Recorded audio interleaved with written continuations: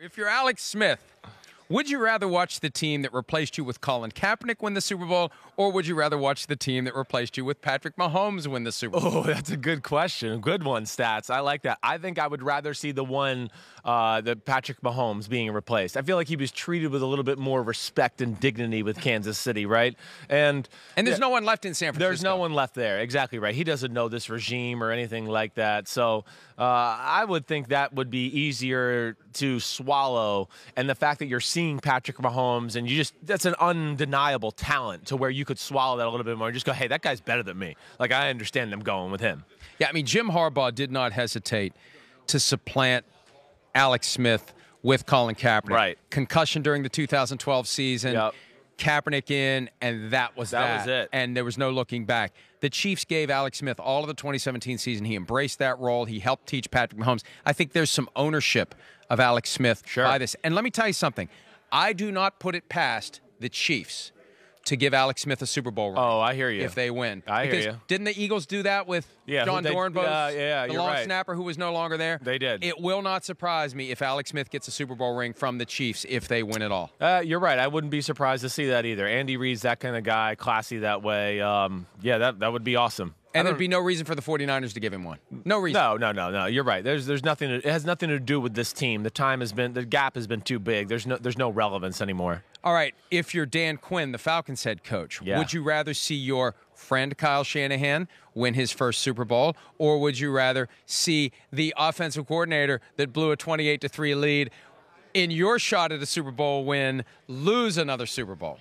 Same guy. Yes. Different context. I think he'd probably want to see him lose. Okay, yeah, I do. I'm sure there's some professional respect and all those things, but I think Kyle winning takes a little. If Kyle wins, it takes a little luster off of what Dan Quinn's done, and really they've never been as good since Kyle left, right? So I think a Shanahan Super Bowl victory kind of vindicates that he was really one of the stronger things in that organization at that time, and was the big reason they were in that Super Bowl and even up 28-3. So I would expect I would take the lose one there. What do you think? Well, I'm gonna apply a different twist here. Yeah. From the standpoint of trying to convince the Falcons that they can be right back in this game as soon as next year, I'd like to see the 49ers win it, because then Dan Quinn can say to his guys, we went there and beat them.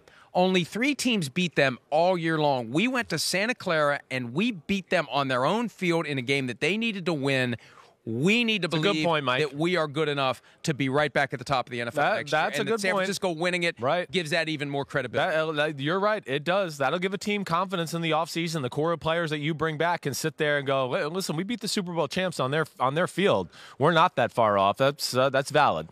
All right, next, would you rather, if you're a Super Bowl MVP voter, would you rather vote for an undeserving player from the winning team or vote for a deserving candidate from the losing team? And this is an appropriate question, because I think if the 49ers win, there's a chance Patrick Mahomes will be the MVP, the first MVP from a losing Super Bowl team since Chuck Howley in Super Bowl V. Well, yeah, let's lay out the scenario, right? Because I know we talked about this in our podcast in front of people last night at the Playwright Irish Pub, right? Like, it would have to be like a 41-38 kind of game, right? High scoring.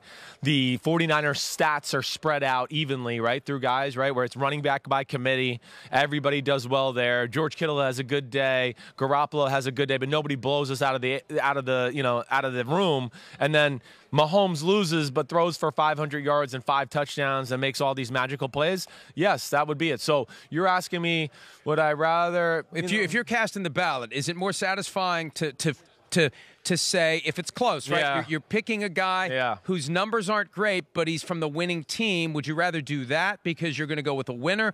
Or would you rather say, here's a guy who's had a better game than anyone else on the field, but his team's going to lose, but he's still the MVP? See, I think a lot of the voters have enough of a contrarian streak that they could be tempted. They could do it. If the 49ers win, but there isn't one person who really stands out the way Mahomes will stand out, vote for Mahomes to be the MVP from the losing team. I think I would still rather vote for the MVP of the winning team. I do. I think. And it would be tough, especially with the scenario we just tried to explain and do all that. I'll just say there was one Super Bowl that I was at and that I witnessed, and this was the toughest call I ever saw. It was the Super Bowl 25, right? The Buffalo Bills versus the New York Giants. Thurman Thomas had a phenomenal game. He was the best player on the field. But The Giants pulled off an upset, and they pulled off the upset because of O.J. Anderson and his ability maybe not to be as sexy as Thurman Thomas, but to pound for 4, pound for 5. Oh, a hole breaks open, and here comes the uppercut into, you know, what was that safety's name on the Buffalo Bills who used to wear the shell on his helmet?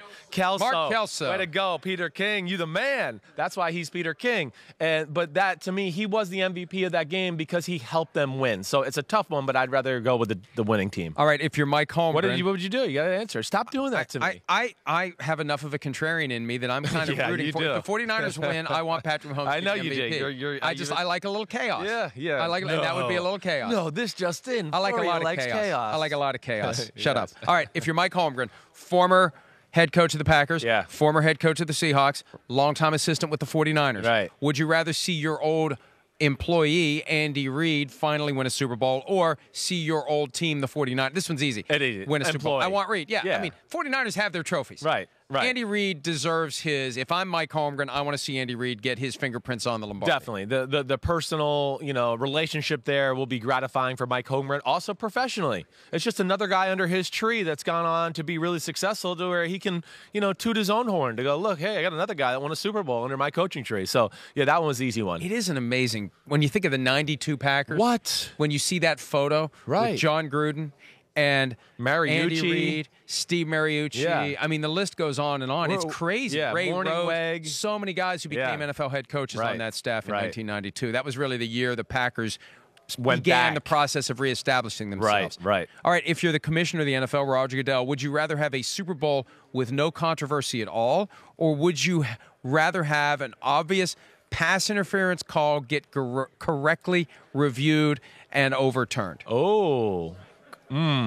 I still think you would rather have no controversy overall. I mean, the interference thing and get it correctly overturned would be a good look for what we've gone through this year, but I still think that's going to make people upset in certain areas. And again, the interference thing is one of those things where not everybody's always going to agree on it. So I think he would rather have no controversy. Even if it works perfectly. And I think the way that I should have framed this is there's an instance of pass interference that happens that isn't called on the field, but they use replay review to get it right.